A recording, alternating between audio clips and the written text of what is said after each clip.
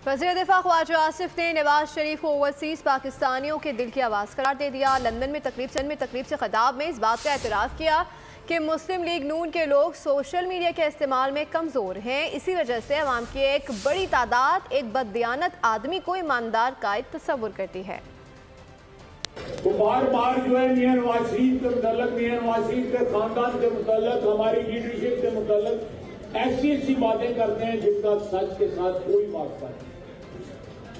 और हमारे पास तमाम तर बातें जो सच हैं वो हम करते नहीं हैं।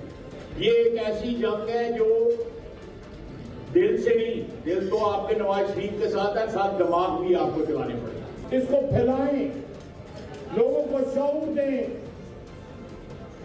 कि ये जो भी आपको सोशल मीडिया पीटीआई की तरफ से आता है वो गलत है, झूठ है, सरासर झूठ है।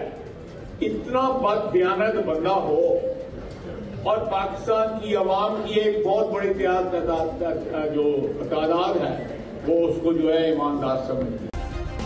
सब्सक्राइब करें और बेल दबाएं ताकि कोई खबर रह न जाए।